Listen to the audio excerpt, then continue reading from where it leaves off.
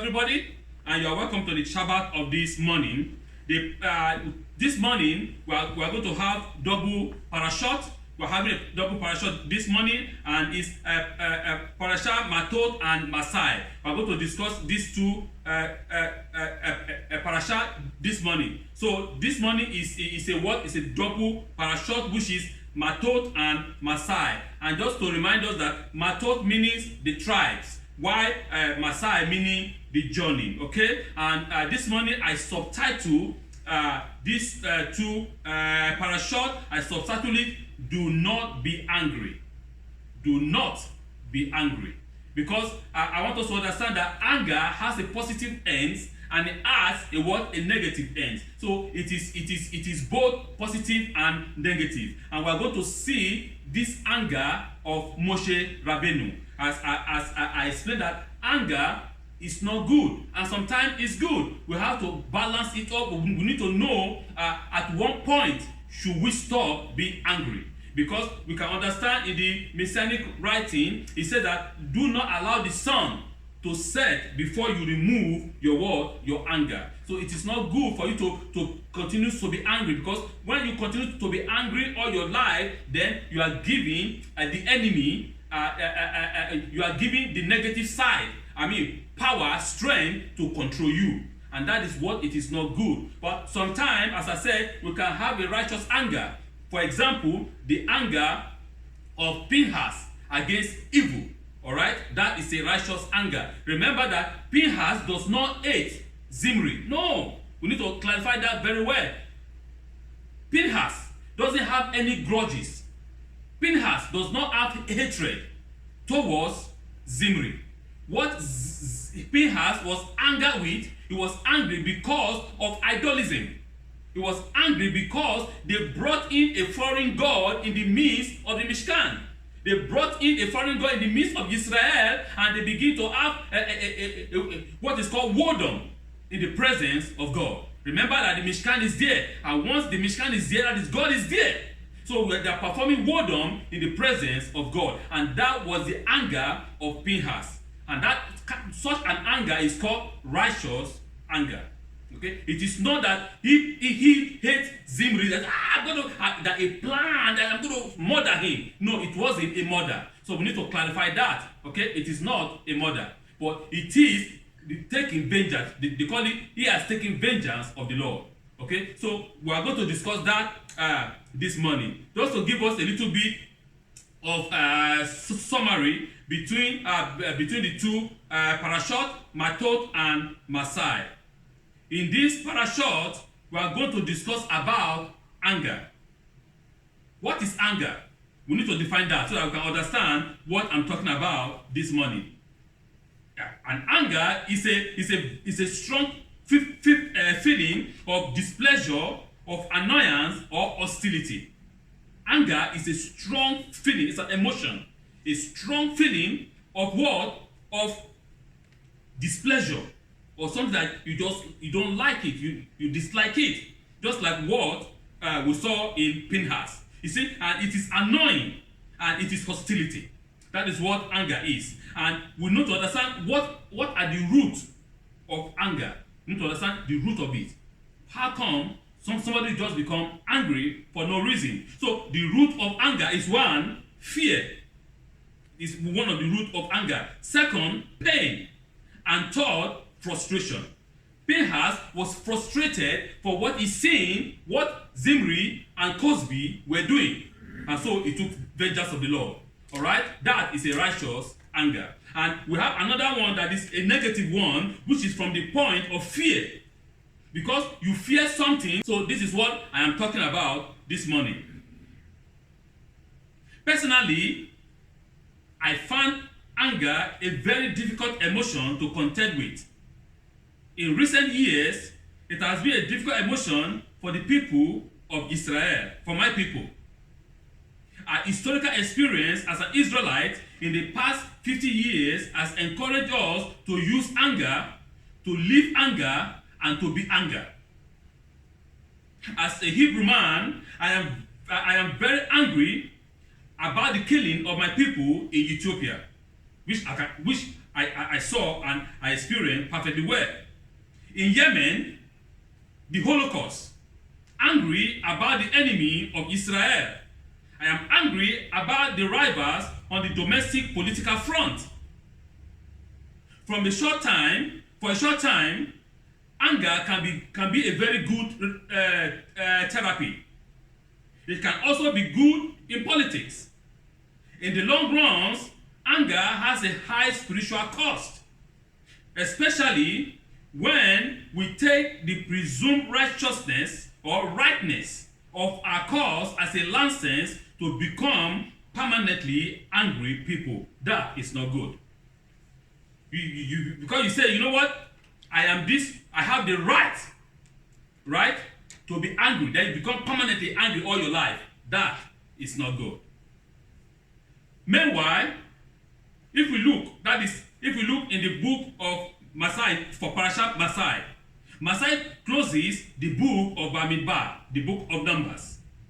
The parasha begins by recounting the route and encampments of our ancestors through the 40 years of wandering in the wilderness of Sinai. On the steppes of Moav, they are instructed to settle the land across the Jordan, disposing all its inhabitants, destroying their idolatrous religion, and dividing the land among the tribes by means of lotteries. The border of the promised land are described, and the Israelites are told to apportion part of the land for the Levites. 6 of their cities are to be designated as places of refuge for those who unintentionally kill another human beings. The Torah then established the blood avenger, a family member who was designated to avenge the death of his king. Suddenly, the direction changes,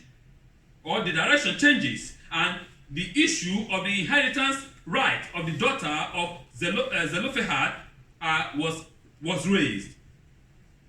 The reading concludes, "These are the commandments and statutes that the Lord issued to the Israelites through Moses on the steppes of Moav at the Jordan near Jericho."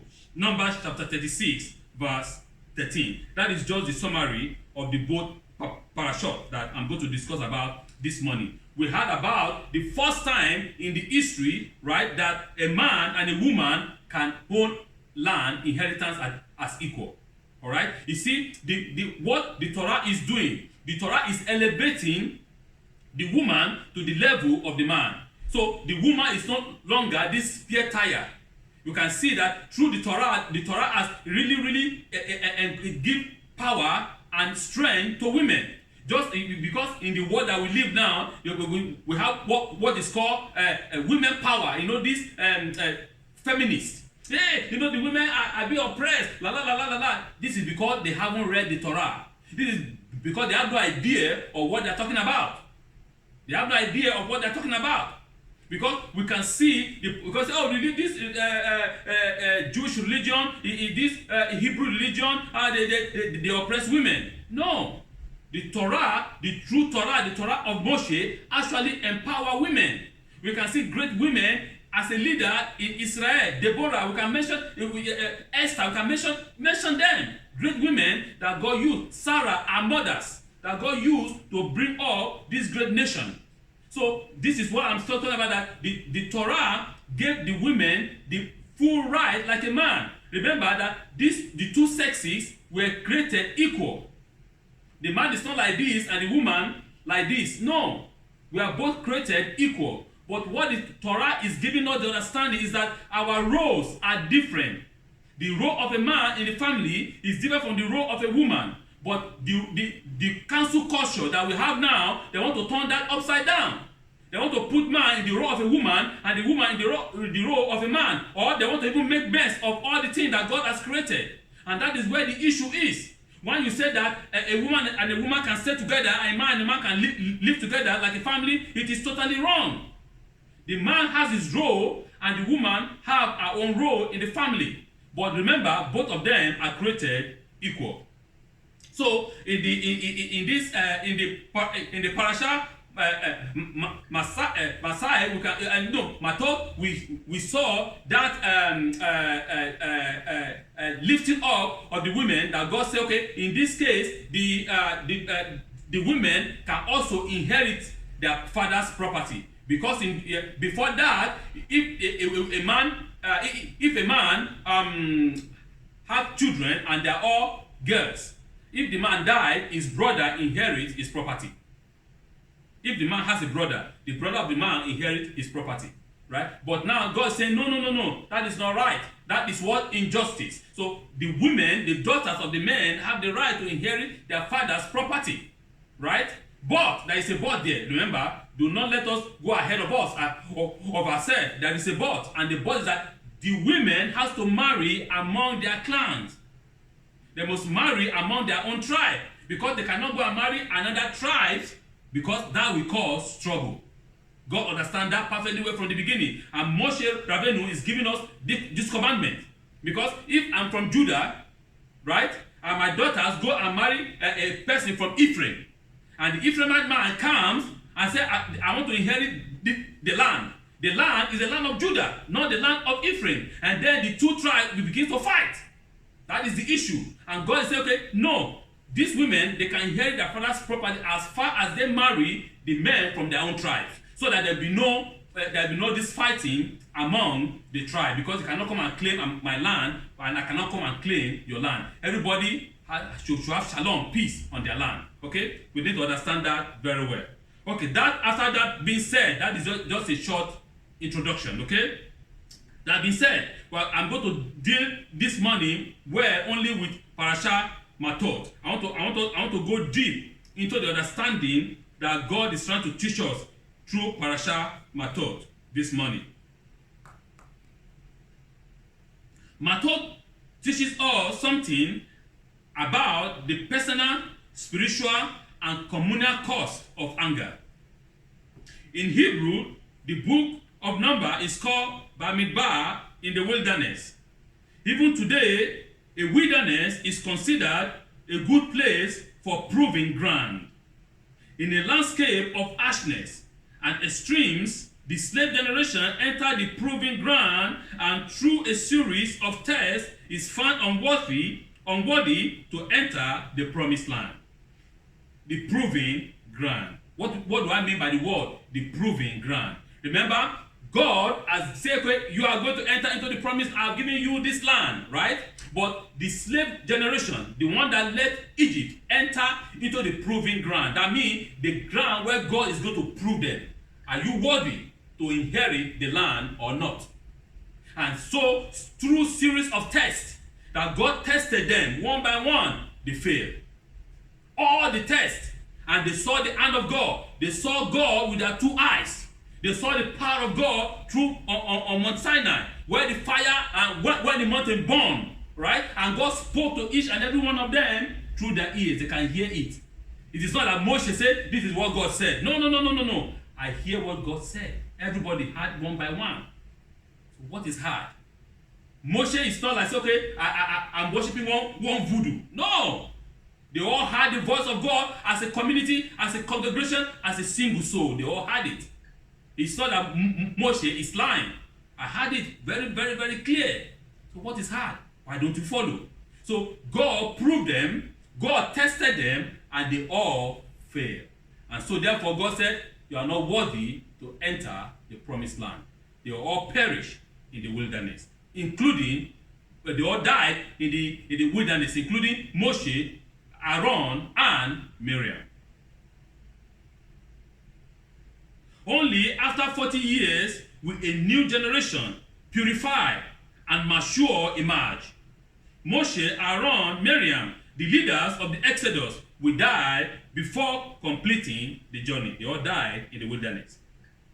Anger is such trying circumstances seems natural, especially for the leaders of unruly, grumbling people. The temptation to anger is Moshe's greatest spiritual test. Moses is found to be unworthy to enter the promised to enter the promised land, the land of Israel, because of his public display of anger at the water of confrontation, the water of Meribah. Numbers chapter 20, verse 10 to 12. We can see that. The issue, I can say the weak point of Moshe is anger. Moshe has a strong point. Everybody has a weak side and a strong side. But the weak side of Moshe is what? Is anger. And God saw that and God understand that. And that is why God was giving him a series of tests too, to bring him up, to make him to be able to do what? To remove that person, that emotion, to be able to control that emotion. Remember, if you cannot control your emotion will control you. And when your emotion control you, it's not good. It's not good at all, because by the time your emotion begins to control you, you lose everything. You become, even though an animal is better than you, because an animal can control themselves. But why you lose control? So who are you? You are worse than the goat. That is the issue, and that's what the Torah is talking about. That do not allow your emotion to control you. You have to control your emotion. That is the most important thing. If you allow the serpent to control you, you are finished. You should have the power to control the serpent. That's what God is saying. Serpent is knowledge, is wisdom, is understanding. You have to control it, not allow it to control you. So once you are able to control it, then you become a lord over the serpent. You become a lord over your own emotion. A lord, you know what I mean? You become a lord over your own emotion. You can control it. But if you cannot control it, then you are doomed, because it's going to control you. As the children of Israel approach the promised land, they are in transition between slavery and freedom. As slaves, they had no choice, which is true. A slave has no choice. A slave do exactly what the master said, right? When the master said, sit down there, he sit down. Stand up, stand up. Go cook, he go cook. Go make brick, he go make brick. He only does exactly what the master said. Because they are slaves, they have no choice, right? So, but as a free man, they had freedom to choose. As a free man, they can choose rightly or wrongly. They are now free. You have the right to choose rightly or wrongly. It's your choice. Remember, God said, I present before you this day life and death, but I advise you to choose life. So you are free to choose whatsoever you want, but when the consequence comes, don't come and blame nobody. You blame yourself. The slave generation failed the test after test, from the grumbling over the manna to the golden calf. We remember that. They failed all the tests that God tested them. God was trying to prove them, are they worthy to inherit the land? Most of us, we cry unto God, God, please bless me, prosper me, give me this and this. God said, okay, your request, I listen to your request. I can hear all your requests. Okay, you want me to do all this thing for you? No problem, I will do it for you, okay? But I have to see if you are worthy to receive it. Right? It doesn't tell you. God won't tell you that, okay? But that is what God is doing. God says, okay, I will give him a series of tests to see if he's worthy to be able to get all this blessing. And God, I say, okay, no problem. God tested you, and all the tests you failed. 0. You got 0 over 100. What does that say? It says who you are as a person. It's not by mouth. It's not blah blah blah, right? It is not just what you say, but your action, what you do. That's what God is saying. Because most of us we are very very loud, right? We are very loud to shout hallelujah, right? Every time hallelujah, hallelujah. It never ends. But our action is as black as a charcoal. Our action is as black, even though the devil is not even lighter than us.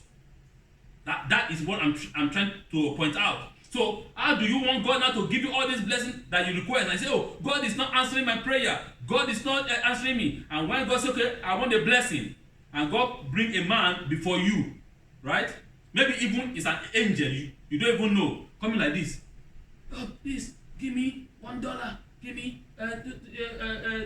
one, and you have the $10, or you have the $1, or you have all other money. You You kick the person, get away from my side, right?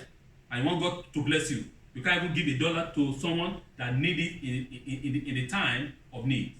I'm not saying those who that beg on the street.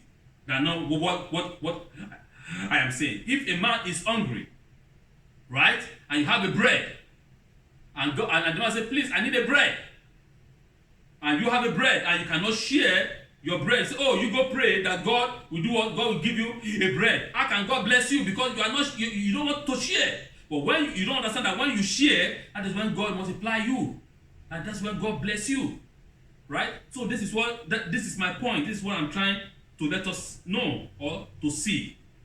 In Parashat Pinhas, they fall into idolatry worship of the Baal of Peor. It is revealed to Moshe that Balaam, having failed at causing the tent of Yaakov, went to the Midianites with a plan.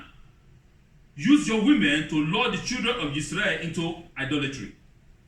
God refused Balaam to curse Israel, right? And he blessed them in return. But Balaam still want the gold. He still want all the things that Balak promised him. He told Balak, you want that God to kill them? I will tell you how that God can kill them. Don't worry, I'll teach you wisdom. Okay? Use your women. Use the women of Midian. Make them to be beautiful. Paint, paint all their faces. Make all the makeups.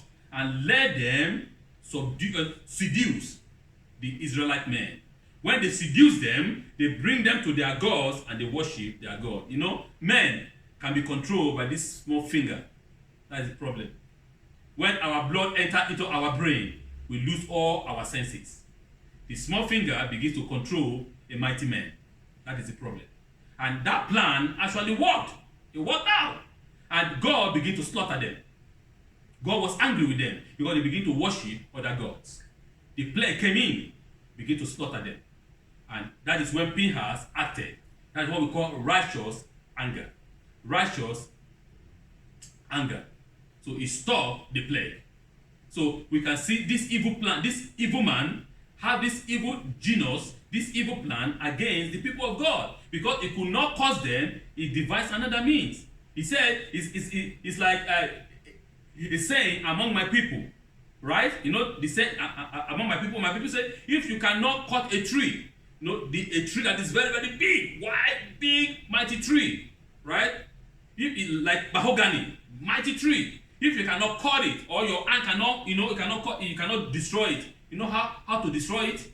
My people said, begin to cut the root. Because the roots are small. Begin to cut it. And the tree will automatically will die. You don't need to cut it like this. If you cannot cut it, leave it. Cut the tree, cut the root. And the tree will die. That was the plan of Balaam. You cannot cause them. Okay, no problem. I will not cause them. But make them to sin against their God. And their God will slaughter them by his own hand. And that will happen. So we can see in this case what this evil man has planned. And God is about to do what? To take vengeance. Okay, against this evil plan.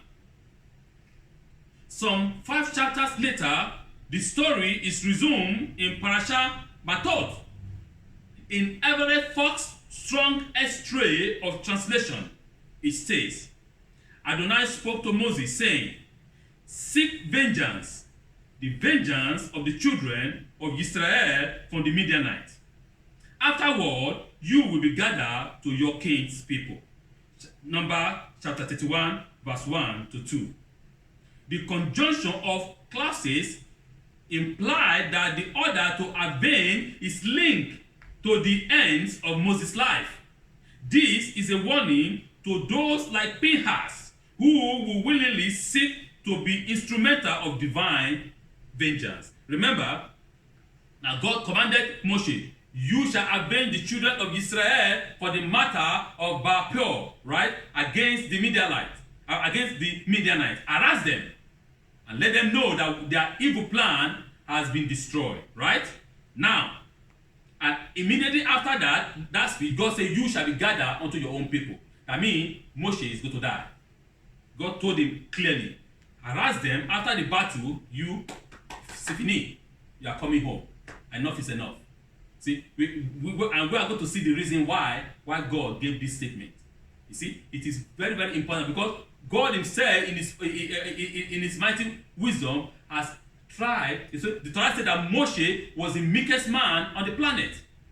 In all the house of God, he does exactly what God has commanded. He never do too much, he do exactly what God has commanded.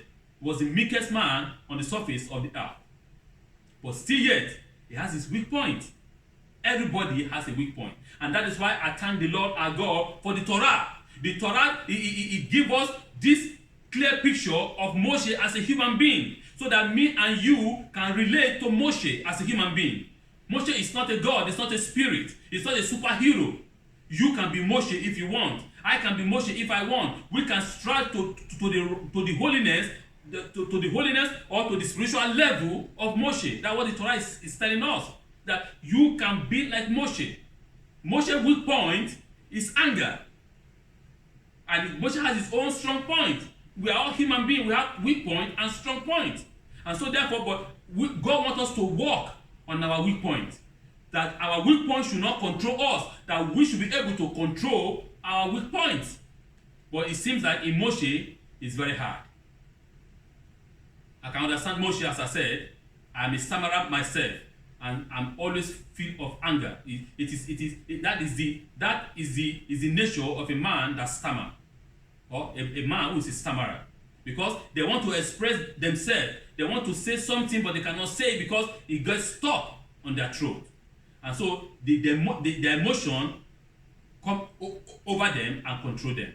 So that is why I'm learning my own lesson through this too. That I should be able to control my emotion, my anger, not my anger controlling me. The difficult test for Moshe as a leader is to be an instrument of divine vengeance without becoming personally angry. I repeat. The difficult task for Moshe Rabbeinu as a leader is to be an instrument of divine vengeance without becoming personally angry. The battle is successful, and Balaam died in the midst of it. The warrior, led by Pinhas, returned from their attack on the Midianite loaded with bounty. Moses and Eleazar, Pinhas' father, rushed out to greet them. When Moses saw the Midianite women among their captives, he grew wild, he grew angry. His emotion took control of him. And Moshe was furious with the commander of the military. Numbers chapter 31, verse 14. Can you see? God is using Moshe as a divine tool of a divine vengeance. But you shall not put your own emotion in it. Understand? You shall not put your own emotion in it. You need to understand that principle. God can use you as a divine tool to avenge another person. But you shall not do what? You shall not put your own emotion in it. Do not be affected because of it. For example, I'll give us an example quickly. Somebody is doing what is wrong, right?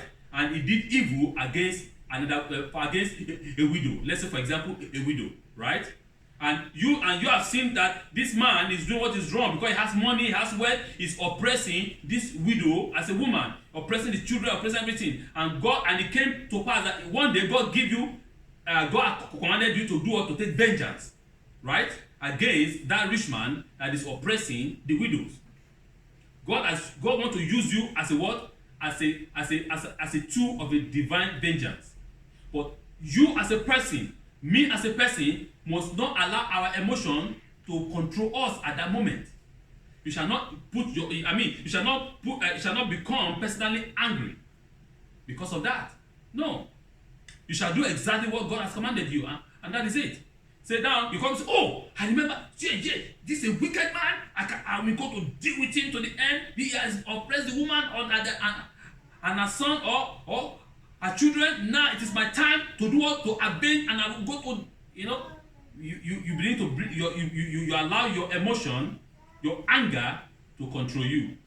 You don't do that. That's what God is trying to tell us. For vengeance is God. That's what the Torah said. You shall not avenge yourself. The Torah gives us, it's very, very clear in the Torah. You shall not avenge yourself, for vengeance is mine, says the Lord. It's very clear. It is black and white. It's very, very clear. You shall not avenge yourself, for the Lord your God will avenge for you. Right? But when God is using another human being to avenge for us, that person that God is using shall not have hatred, personal hatred against the person that is avenging for. That is what I'm saying. But when you have a personal hatred, then it's no longer a vengeance. It becomes a personal vindication. That is what I'm saying. All right. So Moses was so angry that he said, "Kill all the women and the children. I don't want to see them." Because we can understand what the Torah said, that because Moses feared. Remember, I told you the root of anger is what? Is fear. Moshe feared that these women that the military men brought back, they are going to lure them again to commit sin. That was his fear. He had his own personal fear. Because he's a leader of the people, and I can relate to Moshe. I can understand Moshe very well. Right? Understand? Because this man has led them for 40 years. 40 good years. He brought them out from the land of slavery, from Egypt, from Israel. And Moshe has labored for 40 years.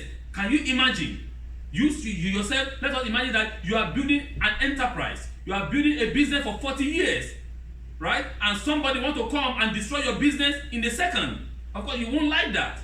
Alright? The same thing here. Moshe has been building these people, bringing them up for 40 good years. And the Midianite wants to come in the night to destroy all the work of God.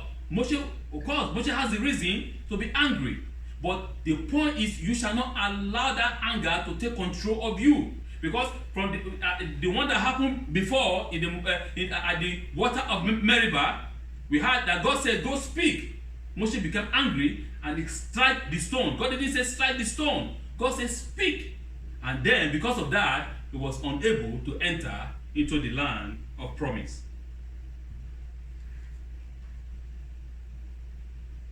In the atmosphere of war and vengeance, anger spread and contaminate like a virus. Rashi tells us that Moses is angry at the young men to begin with, because he feared they will snatch the spoil of war. That is why he hurried out to meet them. He grew furious when he sees that they have brought back with them the Midianite women. He issued a dreadful order to kill the women and their young sons.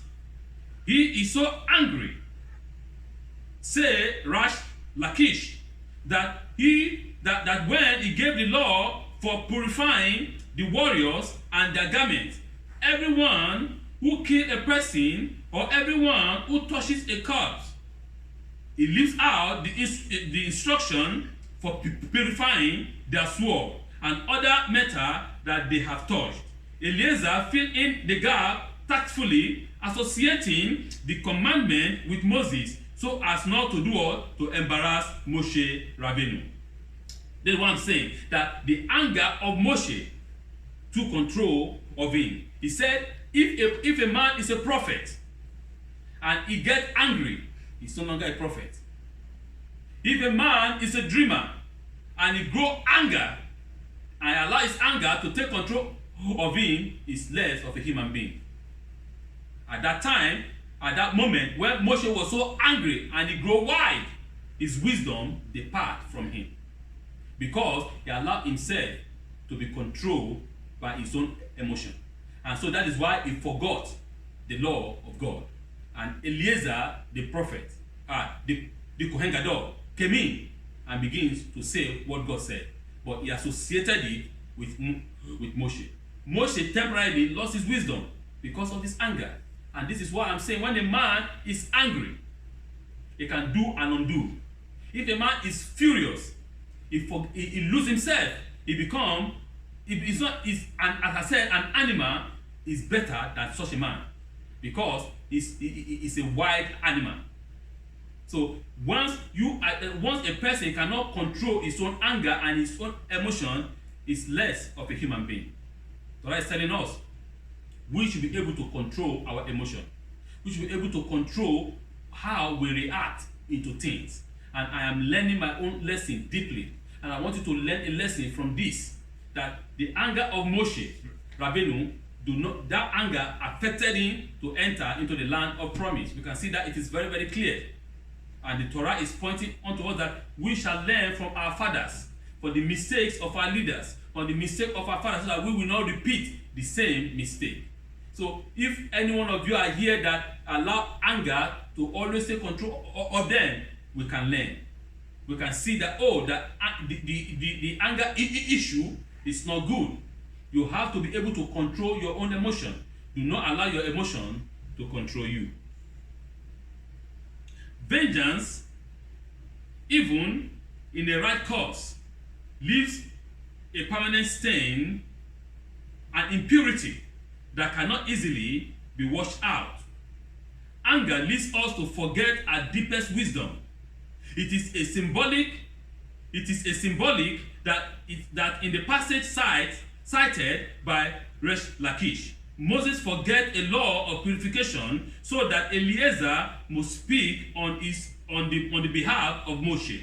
Anything that can come from fire, you are to pass through fire. Then it will be pure. Numbers chapter 31, verse 23. The man that they call Resh Lakish was a sage in the Talmud. This man was a gladiator before becoming a rabbi. He was the gladiator in Rome, and he understood the issue of anger very well, because the gladiator, we know them. You know that gladiator, when you fight to what? To death, right? No one can say, only one can leave that ring, and only the one that survived, right? So he understood that word, the word of anger. You understand that when you are angry, lion cannot even stand you. You become wild, and things that you don't even believe that you can do, you begin to do what? To do them. See? And when all the emotion goes and everything comes down, you open your eyes, say, oh, did I do that? It's too late. You've caused damage. Right? Some people, they don't even know. They get angry, they hit their son or their children, and the children die. And when everything is coming down, oh, fini. It's a fini. Because the anger control them instead of them to be controlling their anger. So there's a lot of things that can go wrong when we allow our emotion to control us. But Torah is teaching us, as I repeat and I repeat, that we have to control our emotion, not allow our emotion to control us. Maimonides saw this contradiction as I will say also that But if that is the case, what does it mean when the Torah speaks as in apportion, Numbers 31 verse 2, of a Lord who demands vengeance, or elsewhere of an angry Lord? Because we do hear also that the Lord is angry. So why is this? Why should God be angry? Right? So because I don't want a God that is angry to control me. That means that a God that is angry is a God that is out of control. Right? So let us see what Maimonides said. Maimonides saw this contradiction plainly. He explained in chapter 54 of his guide to perplex how an expression like the anger of the Lord can be understood. Whenever any one of his action is perceived by us, we ascribe to God that emotion which is the source of the act when performed by ourselves. To ascribe a human emotion to God will imply a God who is out of control. But in fact, the Ramban writes, God's action cannot be the result of any emotion, for he is above all defect. God is not a human being. The Lord our God is above human. It's not a human being. It doesn't have emotion like the way we have emotion. Because the issue is that when an act of God is being performed and is done, and we don't have the language to express those actions, we tend to use the human language, right? And once we use the human language, it becomes a problem. So we as a human being, or we as a Torah student, we should be very, very careful of literalism. Don't be literal. The Torah sometimes, when the Torah tries to use human language to express the actions of God, it causes some commotion. God is not a human being, and God does not have emotion like human being. God is a spirit. God is not. It doesn't have anger issue like a human being. Okay. So, but when God is performing His action, we want to classify it as a human being, and when we don't have a language to classify them, we use human language to classify them because we don't have any other form to express what God is doing. So we have to be very, very careful. Our Lord is not a human being. He's not a God that is pointing fingers at you every time how evil you are or how bad you are. No. God is trying to tell you to bring you up, to lift you up, to tell you how you can make that negative a positive, how you can live a life that is worthy of you, how you can achieve your God-given goals, how you can achieve your dreams, how you can live a full and a blessed life. Finally, we angry people find noble names for our habits. Some of them are God, Israel, Judaism, honor, justice.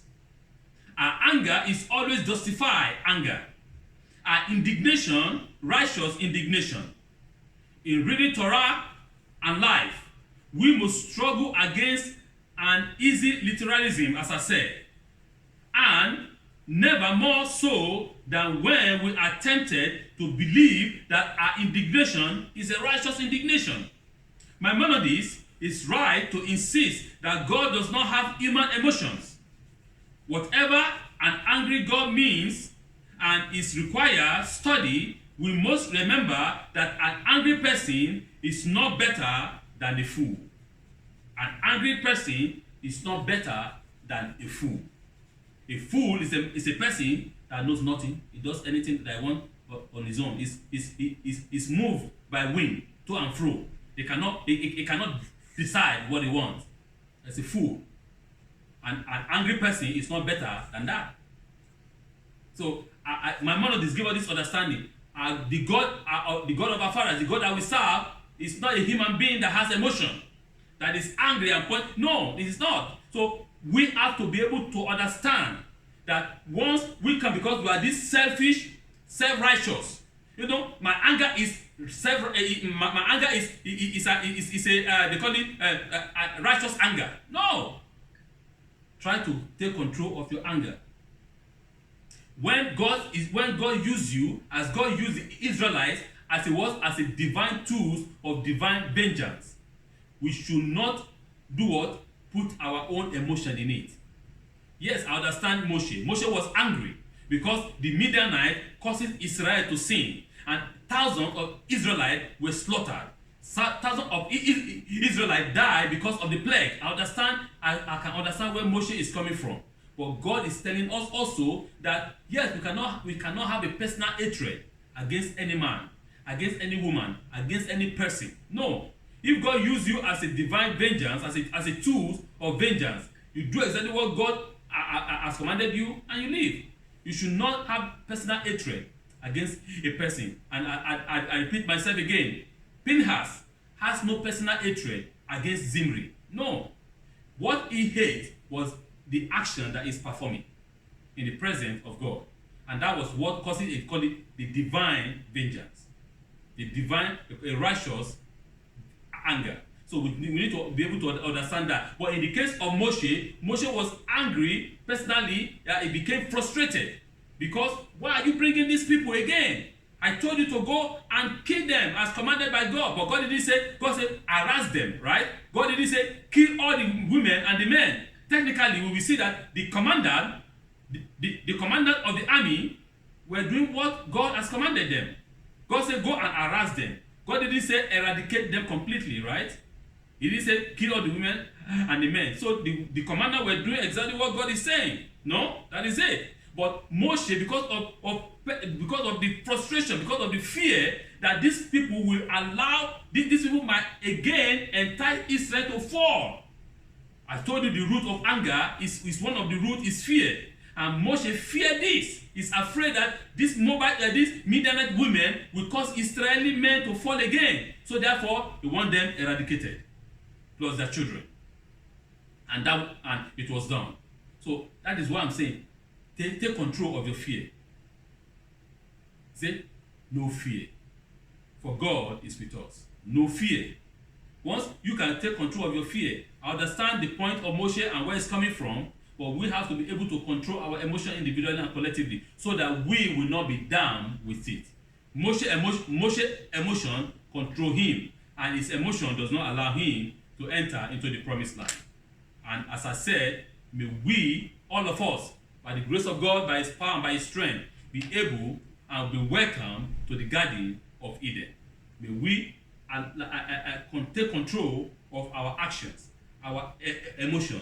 Do not allow your emotion to take control of you.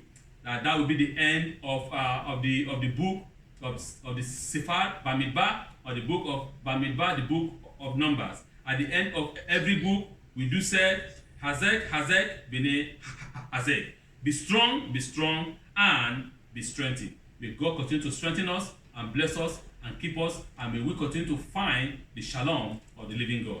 Shabbat shalom.